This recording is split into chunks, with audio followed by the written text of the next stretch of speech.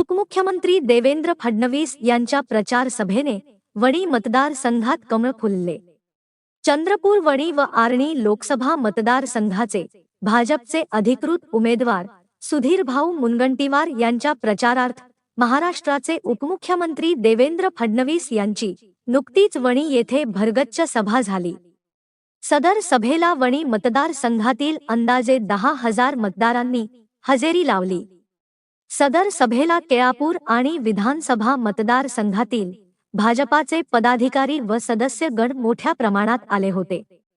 विशेष म्हणजे सदर सभेला महिलांची संख्या लक्षणीय होती। तसे बघता सुधीरजी मुनगंटीवार यांचे कार्य महाराष्ट्राला ठाऊक आहे, तरी पण विरोधकाला कमजोर समजू नये अशा भूमिकेतून महाराष्ट्राचे उपमुख्यमंत्री फडणवीस यांनी सुधीरभाऊ करिता वेळ काढून सदर प्रचार सभेस उपस्थित राहिले। या सभेकरिता व्यासपीठावर उपमुख्यमंत्री देवेंद्रजी फडणवीस, उमेदवार सुधीरजी मुनगंटीवार, महिला मोर्चाच्या प्रदेशाध्यक्ष चित्राताई वाघ, वणीचे आमदार संजीव रेड्डी बोदकुरवार, केळापूर आर्णीचे आमदार डॉक्टर संदीप धुर्वे, माजी मंत्री तथा आमदार अशोक उईके, चंद्रपूरचे महामंत्री डॉक्टर मंगेश गुलवाडे, शिवसेना शिंदे गटाचे सह जिल्हा संपर्क प्रमुख विनोद मोहितकर, वणी तालुकाध्यक्ष किशोर नांदेकर, रिपाईचे पाटील, तसेच किसान मोर्चाचे राज्य उपाध्यक्ष दिनकरराव पावडे, जिल्हाध्यक्ष तारेंद्र बोर्डे, लोकसभा विस्तारक रवी बेलूरकर, मनसेचे नेते राजूभाऊ उंबरकर, भाजपा महिला मोर्चाच्या महामंत्री अलका आत्राम, भाजपा महिला मोर्चा जिल्हाध्यक्ष कीर्ती राऊत, माजी जिल्हा परिषद सदस्य तथा माजी गटनेच्या मंगलाताई पावडे, भाजपा जिल्हा सचिव संध्या अवताडे, भाजपा महिला मोर्चा जिल्हा महामंत्री संध्या लोढे, महिला मोर्चा तालुकाध्यक्ष स्मिता नांदेकर, महिला मोर्चा वणी शहराध्यक्ष आरती वांढरे इत्यादी पदाधिकारी उपस्थित होते। सदर प्रचार सभेमध्ये भाजपा महिला मोर्चाच्या प्रदेशाध्यक्ष भाजपची मुलुख मैदान तोफ चित्रताई वाघ यांनी काँग्रेसचे उमेदवार प्रतिभाताई धानोरकर यांच्या कार्याबाबत समाचार घेतला।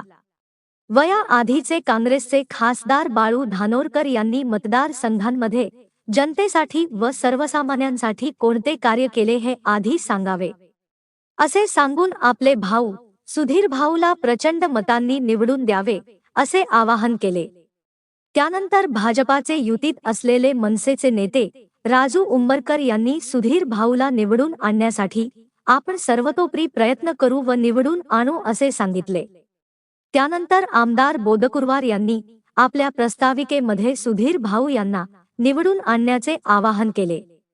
उमेदवार सुधीरजी मुनगंटीवार यांनी आपल्या भाषणामध्ये आपण आतापर्यंत महाराष्ट्र राज्यामध्ये तसेच चंद्रपूर, बल्लारशा मतदारसंघात आतापर्यंत विकासाची किती व कोणकोणते कामे केले याबद्दलची सविस्तर माहिती दिली। त्याचप्रमाणे या मतदारसंघांमध्ये देखील त्याच धर्तीवर मला केंद्रातील योजना आणून वणी, आर्णी, वरोरा, भद्रावती, राजुरा या विधानसभा मतदारसंघाचा विकास करायचा असून तरुणांना रोजगार द्यायचा आहे असे सांगून या सर्व लोकसभा मतदारसंघाचाच कायापालट करणार असल्याचे सांगितले। त्यावेळेस उपस्थित जनतेने प्रचंड टाळ्या वाजवल्या। त्यामुळे आपले मत विकासाला म्हणजे मला बहुमताने निवडून द्यावे अशी विनंती देखील सुधीरभाऊंनी जनतेला केली।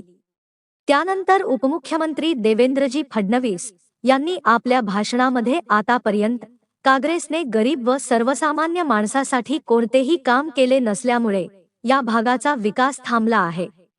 चंद्रपूर, वणी व आर्णी लोकसभा मतदारसंघातील 6ही विधानसभामध्ये आपला विकास करायचा असेल किंवा सदर मतदारसंघ सुजलाम सुफलाम करायचा असेल तर विकास पुरुष सुधीरभाऊ मुनगंटीवार शिवाय पर्याय नाही।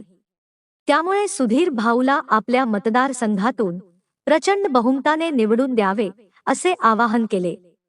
सदर सभेमध्ये फडणवीस यांनी पंतप्रधान मोदी साहेबांनी या देशासाठी केलेल्या त्यागाचा तसेच या देशाचा गरीब माणूस हा केंद्रबिंदू म्हणून पंतप्रधान नरेंद्र मोदी यांनी सर्वसामान्य माणसाकरिता राबविलेल्या योजनेचा जनतेला कसा फायदा झाला याबद्दलची माहिती दिली। प्रसंगी देवेंद्रजी फडणवीस यांनी काँग्रेसचे राजनीतीला चौके छक्केचे फटके मारले। त्यावेळी जनतेमधून फडणवीस साहेब आगे बढ़ो, हम तुम्हारे साथ हई, सुधीर भाऊ आगे बढ़ो, हम तुम्हारे साथ हई, अशा प्रचंड घोषणा देऊन प्रचार सभेचे मैदान दणाणून टाकले. देवेंद्रजी फडणवीस यांच्या आगमनाने व गाजलेल्या सभेने वणी मतदारसंघ भाजपमय झाला असून सगळीकडे कमल फुलल्याचे चित्र दिसून आले आहे. सदर कार्यक्रमाचे संचालन माजी पंचायत समिती सभापती संजय पिंपळशेंडे यांनी केले. प्रतिनिधी बाळासाहेब खैरे, न्यूज 24, आपकी आवाज. ममता बॅनर्जी म्हणते मी इंजिन आहे, लालू प्रसाद यादव म्हणतात मी इंजिन आहे, स्टॅलिन म्हणतात मी इंजिन आहे, 26 इंजिन आहे, तिथे डब्बे नाहीच आहे. आता मला सांगा, इंजिन मध्ये किती लोकांना बसायची जागा असते? एका व्यक्तीला. फक्त ड्रायव्हर इंजिन मध्ये बसू शकतो, इतर कोणी इंजिन मध्ये बसू शकत नाही. त्यामुळे यांच्या इंजिन मध्ये समाजातल्या कुठल्याही व्यक्तीला बसायची जागाच नाही. आणि यांचं इंजिन कसं आहे? एकीकडे राहुल गांधी इंजिन दिल्लीकडे नेतात, तर स्टॅलिन त्या ठिकाणी इंजिन तामिळनाडूकडे नेतात. इकडे लालू प्रसाद बिहारकडे नेतात, तर शरद पवार बारामतीकडे नेतात. एकीकडे उद्धव ठाकरे मुंबईकडे नेतात, तर ममता बॅनर्जी बंगालकडे नेते. त्यामुळे यांचं इंजिन हालतही नाही, डुलतही नाही, चालतही नाही. अशा प्रकारचं फेल इंजिन घेऊन राहुल गांधी निघाले आहेत.